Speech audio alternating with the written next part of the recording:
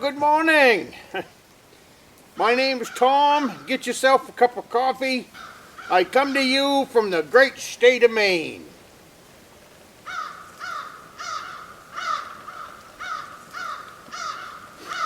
Muzzle loading season has come and gone.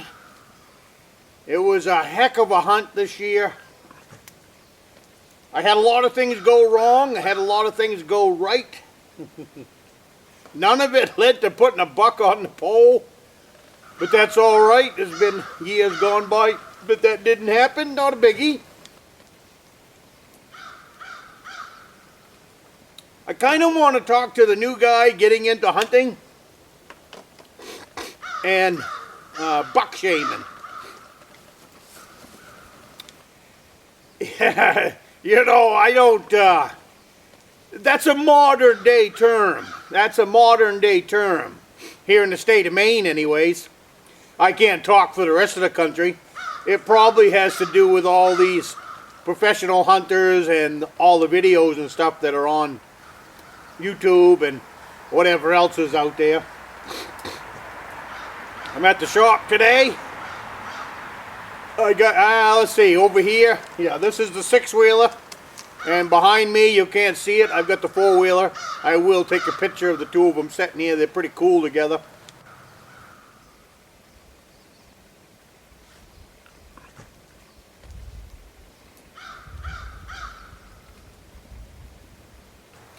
I had a problem with the, what I'm doing with the four-wheeler. It's a 2004 Arctic Cat. I bought it brand new in 2004 for $4,000, and now they cost. I looked at a new six-wheeler a week ago. It's $14,000, so way out of my budget. There will never be a new one here, I guess. But anyways, it's a good machine. The Arctic Cat is a great machine. But I am going through it, and just like I'm going through the 6x6. Replacing, repairing, just bringing them up to snuff. Because if you don't take care of your equipment, and your equipment doesn't take care of you, and then you end up hiking out of the woods. So, and not only that, by working on your own machine, you kind of get to understand them. And figure out, you know, well, that was a topic anyway. That's a video all by itself. I want to get back to this buck shaming. You know, when I was growing up, and nobody cared whether you got an 8-point buck or if you got a doe. It was just you got a deer in the freezer, and you know, I know that a lot of people still hunt that way because the people I know, that's how they hunt. But, you know, if somebody, you know, especially new guy getting into it, you got to take whatever comes by, at least here in the state of Maine. Take that to heart. Because if you let a buck go by, number one, rifle season is pretty short in this state. And if you let one go by, you might not see another one. So if you're new to hunting and getting into it, you know, keep that in mind. You know, there's nothing wrong with putting a smaller buck in the freezer to eat. Nothing wrong with putting a doe in the freezer to eat. So that's what I mean by buck shaming. People make fun of a 6-point buck or a spike horn. My goodness, my first deer I ever shot was a spike horn. I was tickled, not my first deer, my first buck. My first buck I ever shot was a spike horn. I was tickled to death because I'd finally broken the ice. I finally had broken the ice and got a buck. I don't care how small it was still a buck. I have the spikes up in my reloading room. All the rest of them are down here in the shop hanging on a nail. That's how much that spike horn means. And I've shot some big bucks here in the state of Maine. I've gotten into the big bucks club, all of that. It's the spike horn that I remember the most. The rest is another buck on a nail, you know. And my first few deer were does. My very first deer was a doe. What I do know about does is they taste better than bucks. So it's same thing with a smaller buck. He tastes darn good, you know, compared to an older buck. Which, and I'm not knocking the older bucks, and I'm not knocking an 8-pointer, a 10-pointer, a 12-point. Love to put my tags on those deer, on those bucks. But don't be shaming anybody else's buck. Oh, geez, that's too bad you had to take a small one. That's a bunch of crap. That's a bunch of foolishness. And if you're listening to that and people are doing that to you, look at it as if they're foolish hunters. Because, like I said, you pass up one, you're probably not going to get one that year. That's just the way it works out. You know, every time you sit in a tree stand, anything can happen. Or anytime you get out in the woods and sit somewhere, anything can happen. So don't be listening to that buck shaming.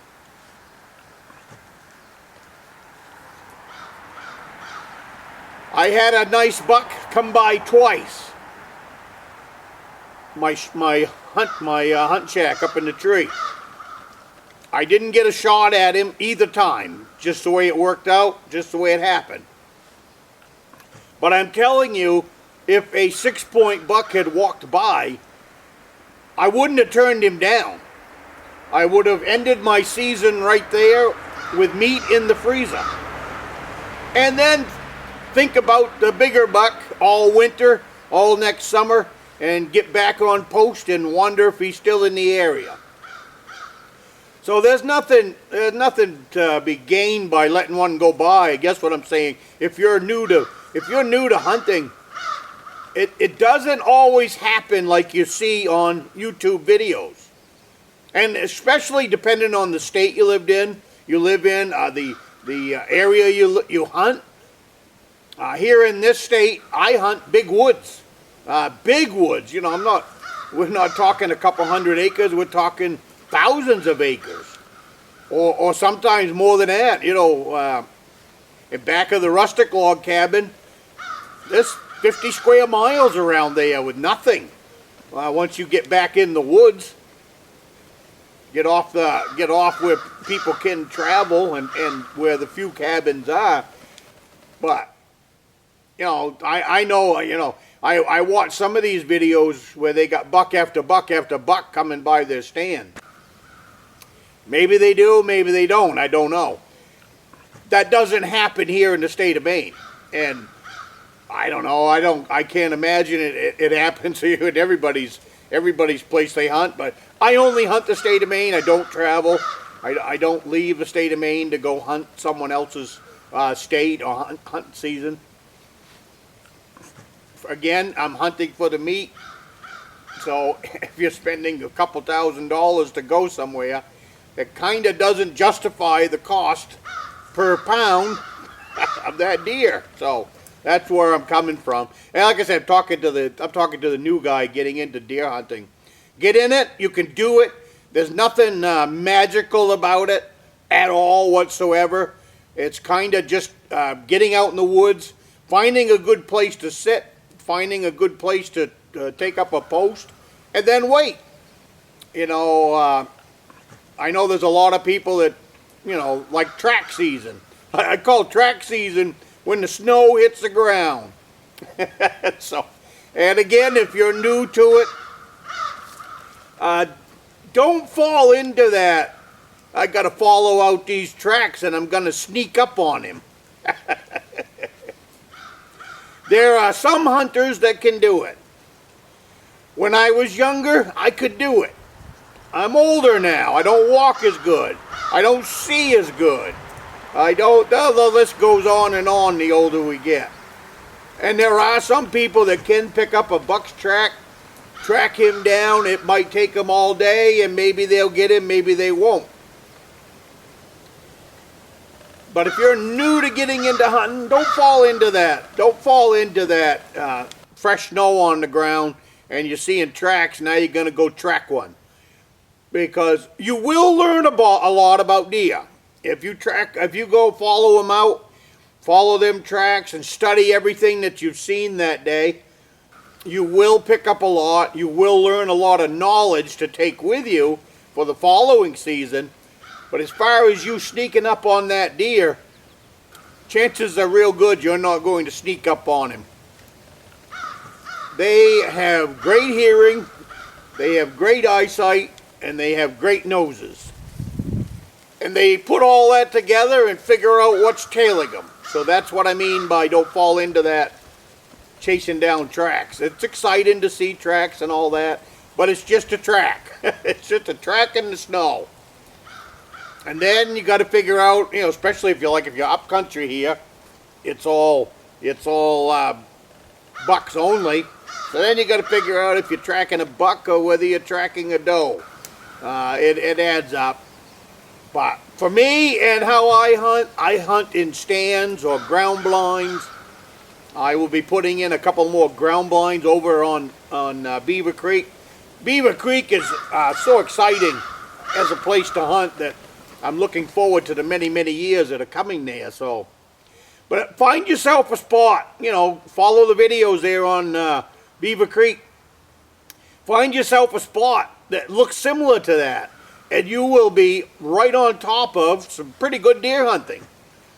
Especially here in the state of Maine. If you can find swale grass, you can find a swamp, you get in there, you will be amazed at how many deer are back in a swamp or back in that swale grass.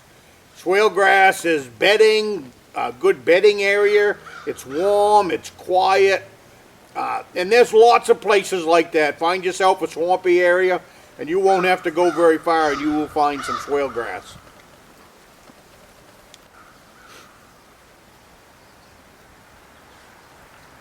But I guess that's it. Like I said, I wouldn't